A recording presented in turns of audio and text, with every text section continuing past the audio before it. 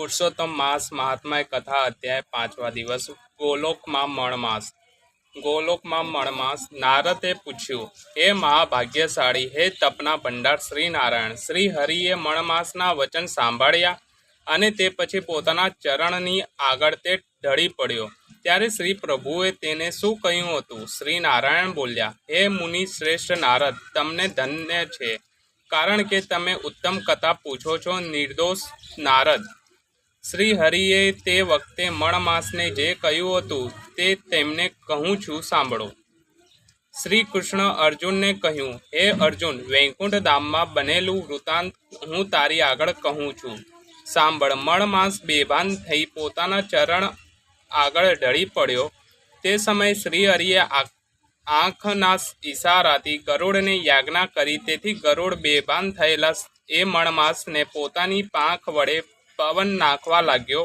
એટલે તે ભાનમાં આવી ઊભો થયો અને ફરી કહેવા લાગ્યો.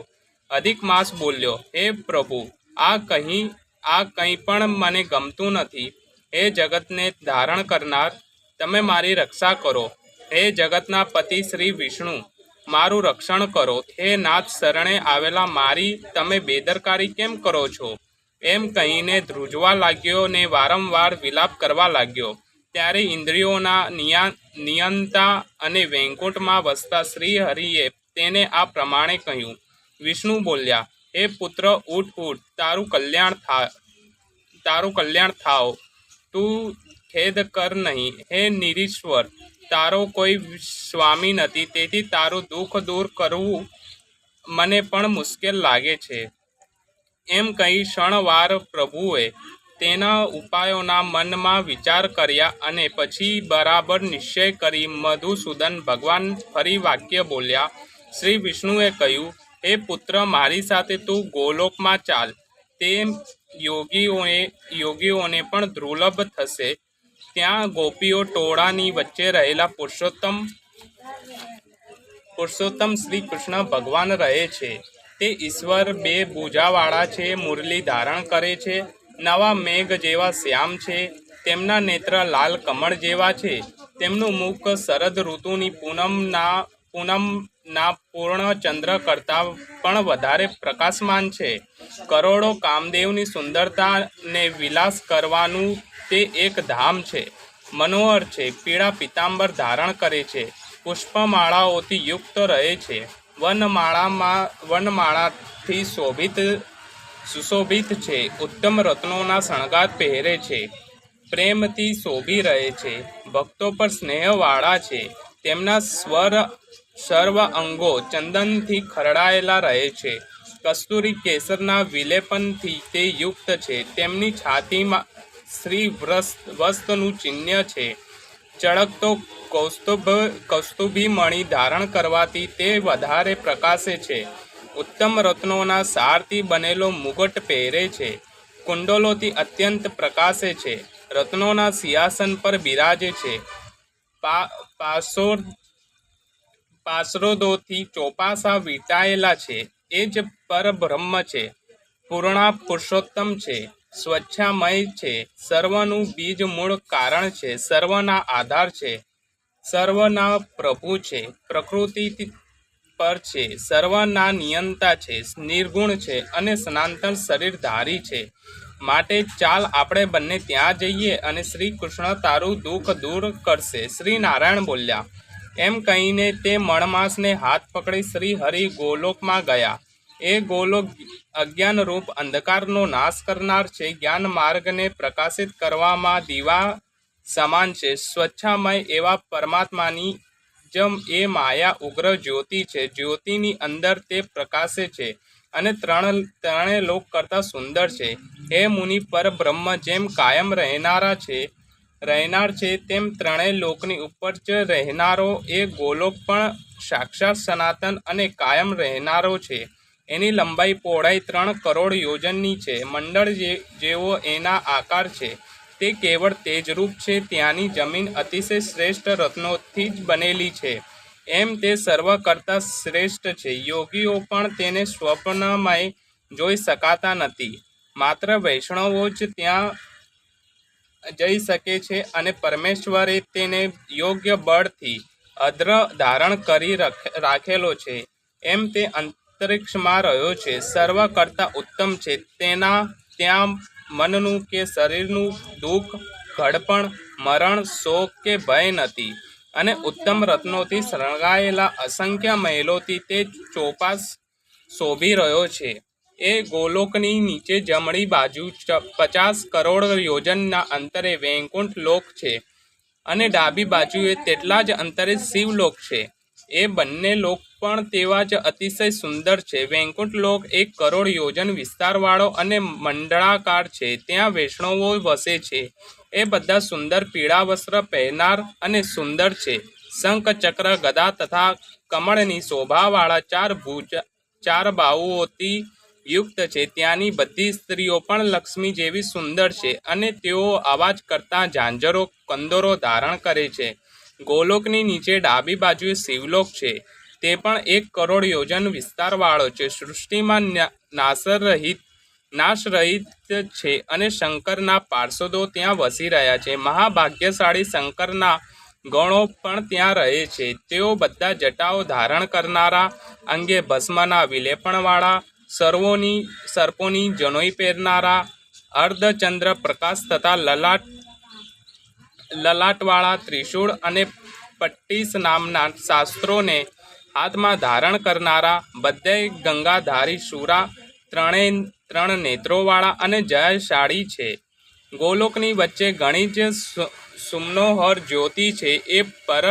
એ પરમ અર્જનક છે, હર્ષજનક અને નિરંતર ઉત્તમ આનંદનું કારણ છે. એનું યોગીઓ યોગ દ્વારા નિરંતર ધ્યાન કરે છે. તેને જ્ઞાનરૂપ નેત્રથી દર્શન કરે છે. એ જ આનંદ ઉપજવનાર નિરાકારી અને પરથી પણ પર છે. એ જ્યોતિની અંદર અતિશય મનોહર સ્વરૂપે બિરાજે છે. એનો રંગ કાળા કમળની પાંખડી જેવો અને નેત્રો કમળના મધ્ય ભાગમાં જેવા લાલ છે. એનું મુખ કરોડો શરદ ઋતુના પૂર્ણ ચંદ્રમાઓની શોભા કરતાં પણ અતિશય પ્રકાશમાન છે. કરોડો કામદેવની સુંદરતા વિલાસોનું એ ધામ છે. મનોહર છે, 2 ભુજાવાળું છે, હાથમાં મુરલી ધારણ કરે છે અને મંદ મંદ હસે છે. પીળા પિતાંબર પહેરે છે. એની છાતીમાં શ્રીવસ્તનું ચિહ્ન છે. ચળકતા કૌસ્તુભી મણી વડે એ વધારે પ્રકાશે છે. ઉત્તમ રત્નોથી અણીઓથી જડેલો મુગટ અને કડાઓથી તે ઉજ્જવળ છે. રત્નના સિંહાસન ઉપર બિરાજે છે અને વનમાળાથી શણગારેલા એ જ પરમ પૂર્ણ બ્રહ્મ છે. એમનું નામ શ્રી કૃષ્ણ છે. એ સ્વચ્છમય અને સર્વનું બીજ મૂળ કારણ છે, સર્વનો આધાર છે, પરથી પણ પર છે. તેમની ઉંમર કિશોર 8 વર્ષની જ કાયમ જણાય છે અને નિરંતર ગોવાળનો વેશ તે ધારણ કરે છે. કરોડો પૂર્ણ ચંદ્ર જેવી શોભાથી યુક્ત છે. ભક્તો પર અનુગ્રહ કરનાર છે. સર્વ ઈચ્છાઓથી રહિત છે. વિકાર રહિત છે. અતિશય પરિપૂર્ણ છે. સર્વના પ્રભુ છે. રાસમંડળની વચ્ચે બિરાજે છે અને શાંત છે. રાસલીલા ચાલુ કરનાર છે. ભક્તોના સંકટ હરનાર છે. મંગળ સ્વરૂપ છે. મંગળ વસ્તુઓને યોગ્ય છે. સર્વ મંગળોના પણ મંગળ છે. પરમાનંદથી પ્રકાશમાન છે. સત્ય સ્વરૂપ છે.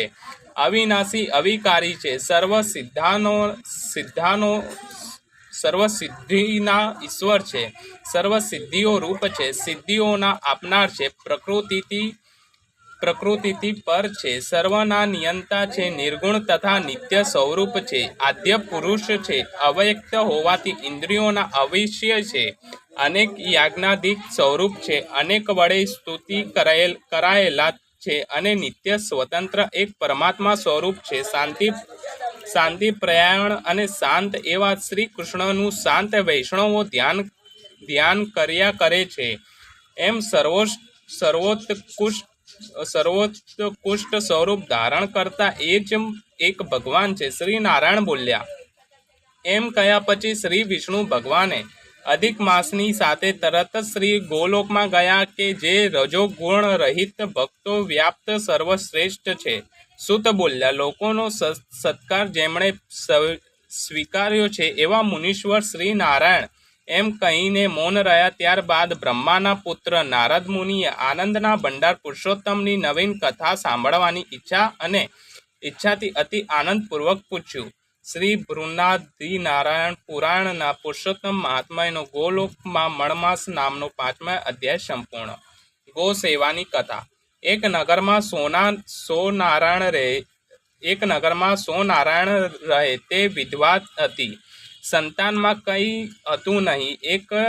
તે એક નાનકડા ઘરમાં એકલી રહેતી હતી. પારકાને ઘેર કામ કરીને તે પોતાનું પેટ ભરતી હતી.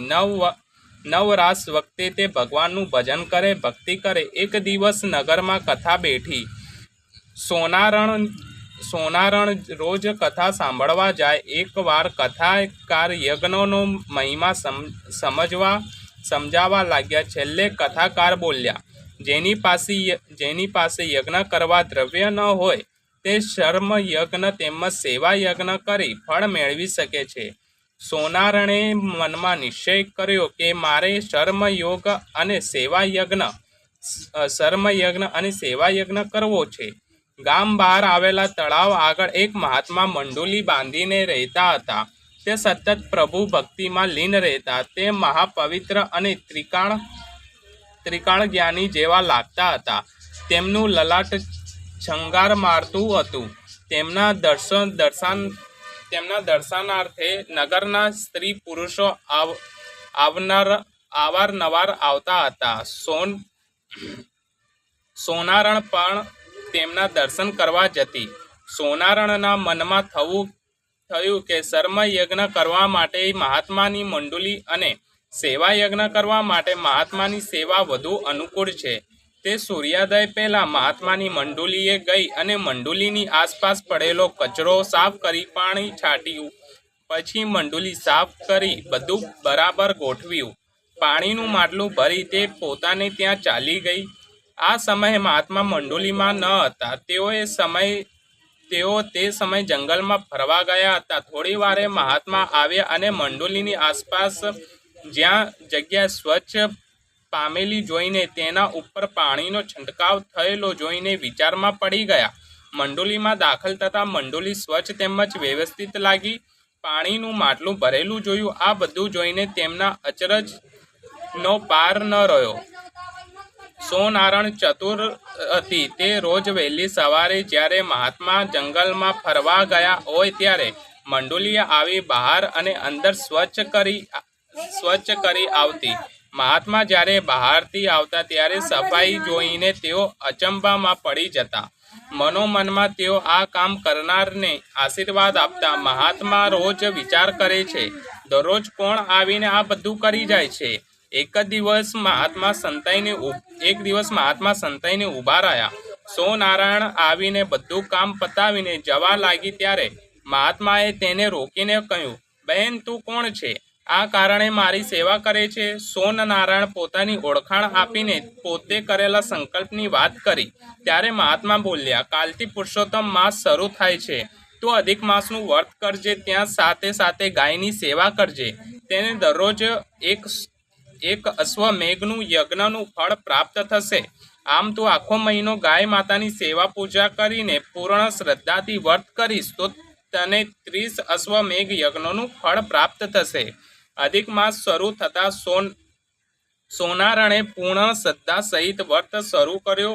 તે પ્રાતઃકાળે નદીએ નહાવા જાય, કાંઠા ગોરમાનું પૂજન કરે, કથા વાર્તા સાંભળી ગાયને નવડાવે, તેને કપાળે ચાંદલો કરે, તેને લીલું ઘાસ નાખે અને એક ટાણું કરીને પોતાની શક્તિ મુજબ બ્રાહ્મણોને દાન દક્ષિણા આપે. આમ પુરુષોત્તમ માસ પૂરો થયો. તેણે વ્રતનું ઉજવણું કર્યું. પછી વિચાર કરવા લાગી કે મને 30 અશ્વમેઘનું ફળ મળ્યું હશે અને પણ એની ખાતરી શું? કુદરતનું કરવું. એક જ નગરના રાજાનો કુંવર ગરમીના રોગથી પીડાતો હતો. આમ તો તંદુરસ્ત તેમજ રૂપાળો હતો, પણ આખા શરીરમાં દાહ ઉઠે એવી બળતરા થાય. તેનાથી તેને ઘડીભર ચેન પડે નહીં. રાજાએ મોટા મોટા વેદોને તેડાવ્યા, જાણીતા હકીમોને બોલાવ્યા, જોગી જતીને આમંત્ર્યા, ભુવા ભરાડીને બોલાવી દોરા ધાગા કરાવ્યા, પીર ફકીરને બોલાવી તાવીજ કરાવ્યા, ઘણાય પ્રયાસો કર્યા, પરંતુ કુંવરના શરીરનો દાહ ઘટતો નથી. બળતરા સતત ચાલુ જ હતા. એવામાં કોઈક સિદ્ધ પુરુષ રાજાના મહેલમાં આવ્યા અને રાજાને પોતાના કુંવરને બતાવ્યા. સિદ્ધ પુરુષે કુંવરના કપાળની રેખાઓ જોઈ કહ્યું, રાજવી, તમારો કુંવર કોઈ દવાથી સારો થશે નહીં, મંત્ર તંત્રથી સારો થશે નહીં, પણ કોઈ વ્યક્તિ તેને 5 અશ્વમેઘનું યજ્ઞનું ફળ અર્પણ કરે તો કુંવરનો દાહ મટે. કેમ કે તમારો કુંવર પૂર્વ ભાવના શાપને કારણે દાહની પીડા ભોગવી રહ્યો છે. સિદ્ધ પુરુષ તો રસ્તો દેખાડીને ચાલતો થયો. રાજાએ તરત જ પ્રધાનને બોલાવીને કહ્યું, આખા નગરમાં દંડોરો પીટાવો કે કોઈ 5 અશ્વમેઘનું યજ્ઞ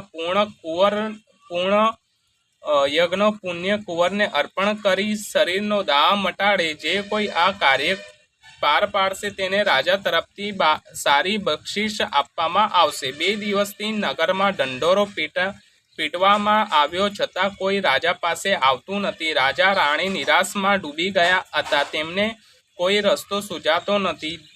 ધીરે ધીરે આ વાત સોનારણને કાને પહોંચી. તેણે સાંભળ્યું કે જે કોઈ 5 અશ્વમેઘ યજ્ઞનું ફળ કુંવરને આપે તો એનો દાહ શમે.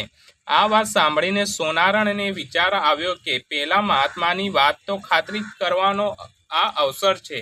સોનારણ રાજાના મહેલે ગઈ અને રાજાને નમન કરીને કહેવા લાગી, મહારાજ, તમે કહેતા હો તો કુંવરને 5 અશ્વમેઘનું યજ્ઞ ફળ હું આપું. રાજા તો સોનારણને વાત સાંભળી તેની સામે તાકી રહ્યો. સોનારણના દેખાવ ઉપરથી તે સાવ સામાન્ય અને ગરીબ લાગતી હતી. રાજા નવાઈ પામ્યો, કારણ કે અશ્વમેઘ યજ્ઞ કરવો એ કાંઈ જેવું તેવું કામ નથી. વિશ્વાસ ન આવ્યો તોય આટલા ઉપાય કર્યા તો એક વધારે, એમ વિચારી રાજાએ હા પાડી. એટલે સોનારણે એક કળશ ભરીને પાણી મંગાવ્યું. તેમાંથી અંજલિ ભરીને 4 દિશામાં છાંટ્યું. પછી તે પાણીની અંજલિ ભરી પુરુષોત્તમ ભગવાનનું ધ્યાન ધરીને કહ્યું, હે પુરુષોત્તમ ભગવાન, તમારા વર્તના પ્રતાપે સેવાનું ફળ મને 30 અશ્વમેઘ યજ્ઞ જેટલું મળ્યું હોય તો હું મારું 5 અશ્વમેઘનું યજ્ઞનું ફળ આ કુંવરને પાછું આપું છું. તો કુંવરનો દાહ સમાવો તેમજ તેના શરીરને શીતળતા આપો. આટલી પ્રાર્થના પછી સોનારણને તે પાણી કુંવરના મુખમાં રેડ્યું. એ જ પળે કુંવરને બળતરા ઘટતી જતી હતી. તેથી તેમજ થોડી વારમાં તેના શરીરનો દાહ શમી ગયો. કુંવરને શરીરનો દાહ શમતા એકદમ આનંદથી કૂદકો મારીને ઊભો થઈ સોનારણના પગમાં પડી ગયો. તેની આંખમાં હર્ષના આંસુ આવી ગયા. રાજા આ જોઈ અચરજ પામી ગયો. હજુ હમણાં કુંવર રડતો હતો, તરફડતો હતો, કણસતો હતો. એ અત્યારે આનંદમાં, ખુશીમાં હતો. રાજા પણ સોનારણના પગમાં પડ્યો. બાદ રાણી પણ તેના પગમાં પડીને બોલી, એ બહેન, તમારી ભક્તિ અને શ્રદ્ધાના બળે મારા કુંવરનો જીવ ઉગાર્યો છે. તમે તમારા વ્રતનું ફળ અર્પણ કર્યું તે માટે અમે તમારો ઉપકાર જિંદગીભર નહીં ભૂલીએ. હવે તમને જે ઈચ્છા હોય તે માંગો. તમે જે માંગશો તે અમો તમને અવશ્ય આપીશું. સોનારણે કહ્યું, હે રાજન, હે રાણીબા, પુરુષોત્તમ ભગવાનની મારી ઉપર કૃપા છે. ભગવાને જે કંઈ આપ્યું એનાથી હું સંતોષ છું. મારે કંઈ જોઈતું નથી. મારી ઈચ્છા છે કે તમે અને રાણીબા આ જીવન પુરુષોત્તમ વ્રત કરવાનો દ્રઢ સંકલ્પ કરો અને ગૌ સેવા કરો. એમાં જ બધાનું કલ્યાણ છે. તે જ પળે રાજા રાણીએ પુરુષોત્તમ વ્રત કરવાનું અને ગૌ સેવા કરવાનો સંકલ્પ જાહેર કર્યો. બોલો શ્રી પુરુષોત્તમ ભગવાન કી જય.